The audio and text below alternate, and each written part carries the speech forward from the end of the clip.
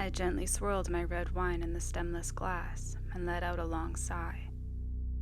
It had been a really long week, and I was exhausted, so I decided to splurge a little bit and pick up a nice bottle of wine on my way back from work. Malbec, the best. I took a sip as I walked over to the back patio door and slid it open, letting in the cool autumn air. It was my favorite time of year, late enough in the season that the heavy heat of summer was just about gone, but still early enough that the leaves on the trees were just reaching the peak of their golden yellows, deep oranges, and vibrant reds. The large and secluded backyard looked like a painting. It was beautiful. After watching a single sunset yellow leaf lilt softly to the ground, I checked my watch. 6:13 p.m. Good. I still had time. My darling Michael worked until 8 p.m. on Fridays. I turned back towards the kitchen and began to make my way upstairs, placing my wine glass on the kitchen island beside the ornate burgundy wine bottle. As I walked down the short hallway towards the stairs, I admired the photos and paintings that hung on the wall and paused briefly. There was a picture of Michael posed on a lush green golf course with his buddy. He looked so handsome in this picture, and I stop and stare at it every time I walk by. After admiring the photo for a minute, I continued down the hallway, now taking in the expensive-looking artwork. I always loved how the textures and colors of the artwork contrasted yet complemented the refurbished wooden wall paneling of the main floor. The whole house had a rustic and farmhouse type of vibe. It always felt so cozy and comforting. I adored it here. The staircase was a beautiful plank style with 16 steps, all featuring a unique knotted wood pattern. Steps 2, 5, and 15 had the tendency to creak loudly, so I usually tried to avoid them, but I was here alone, so I didn't bother. As I reached the top of the stairs, I thought of which pair of Michael's oversized sweatpants and hoodie I wanted to throw on. All of his clothes were so comfortable, and they always smelled like him. I was so excited to change and continue enjoying my delicious wine with a little snack. It was my favorite time of day. I walked to the end of the upstairs hallway and into the master bedroom. As I moved past the bed and towards the walk-in closet, I stripped off my blazer and placed it on the armchair in the corner of the room. My armpits and shoulders shivered with relief. Curse my manager, who insisted on purchasing our workwear from the cheapest place possible. And the pants weren't any better. The whole set was a starchy and stiff polyester mess. I walked over to the bedroom window that faced out towards the isolated street and slid open the pane, feeling a light gust flow into the room and taking in another deep breath. The only downside to leaving the summer season behind was the sun setting earlier. One of the few things about summer that I actually enjoyed were the long days and the glowing sunlight you get late into the evening. At this point, the sun was still up, but it was setting, and it was too dark in the closet to see, so I flicked on the closet light. I eagerly scanned the closet, looking for a comfy set to change into. There was a navy blue fleece set hanging near the back. Perfect, I whispered to myself. I grabbed the hoodie off the hanger and was about to throw it on over my tank top when I heard a faint sound outside. I paused and listened. Faintly, but quickly growing louder, it sounded like footsteps approaching the front door. But I wasn't expecting anyone, not at this time of the evening. I felt a brief sting of anxiety in my chest, and my mind began to spin a little bit. I'm overreacting. I'm sure it's nothing. I tried to calm myself down, reasoning that it could just be a delivery guy or someone dropping off mail. And this reasoning worked for about 10 seconds.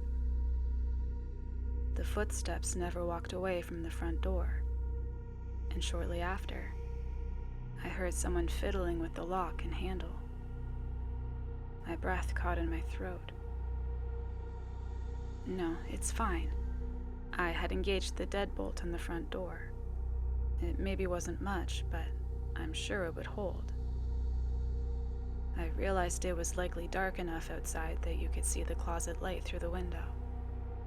I didn't want anyone to know I was here, so before a second thought, I reached over to the switch and flicked it off.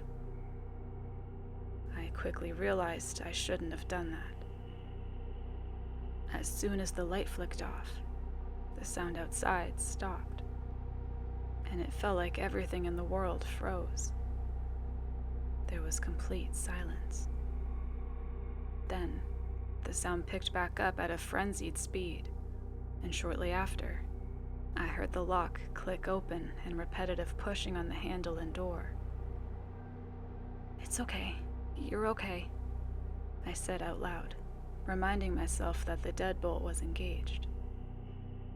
That's when I heard them start shoulder checking the front door, throwing themselves at it to try and break through the deadbolt.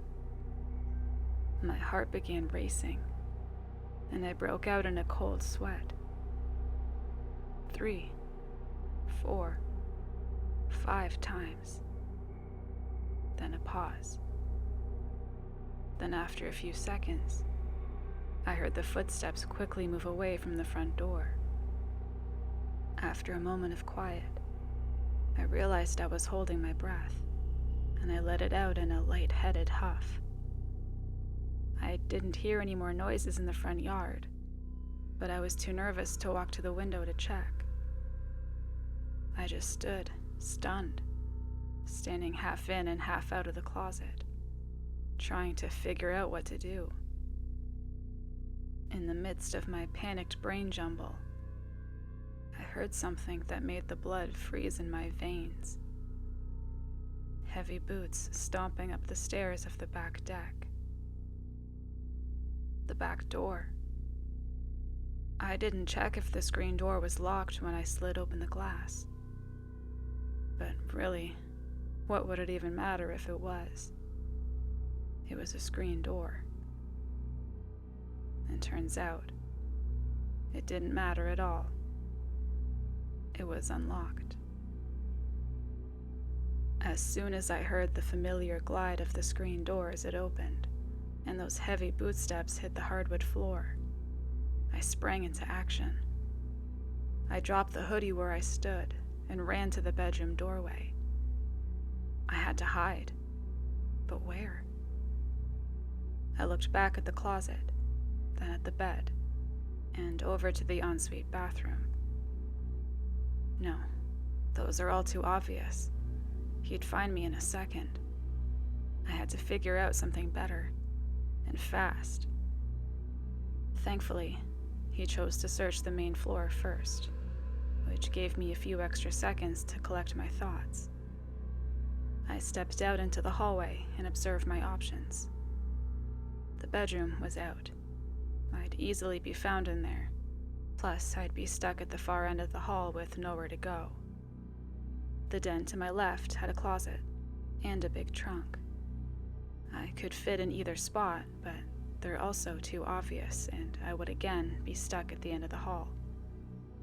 There was a guest bedroom towards the stairs on the right, and there was a bathroom near the top of the stairs to the left. I heard the footsteps getting louder again. They were heading this way. I was sweating. My heart was racing, and my brain felt like it was buzzing. I made a quick decision to hide in the bathroom. I hurried down the hall as quietly as I could and slipped into the bathroom.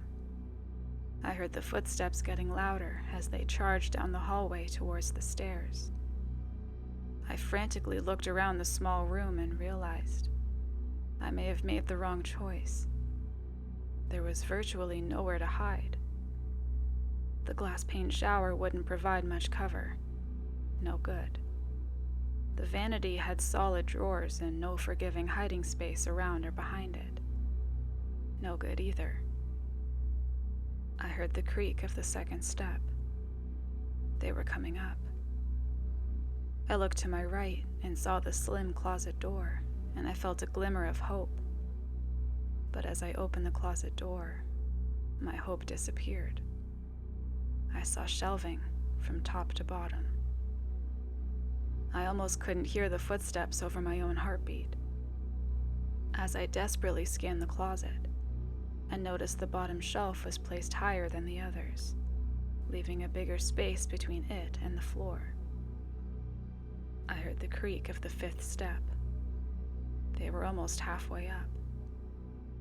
Thankfully, I'm on the smaller side, so I kneeled down and shifted the stacks of toilet paper over as far as I could, then squished myself into the cubby space. I barely fit. My knees pressed to my chest so tightly I could only take quick and shallow breaths. I was able to slide the folding door closed right as I heard the creak from the 15th step. They were at the top of the stairs.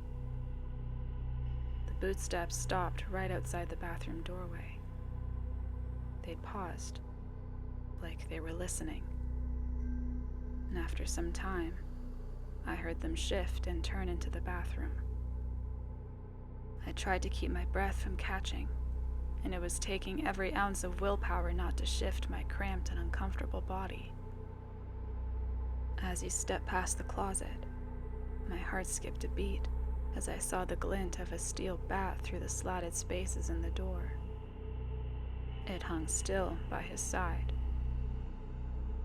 It was clear there was no place for someone to hide anywhere in the bathroom, except maybe for the closet. I was praying he would assume no one would be able to fit in here and would leave it alone. He stood in the bathroom for what felt like forever.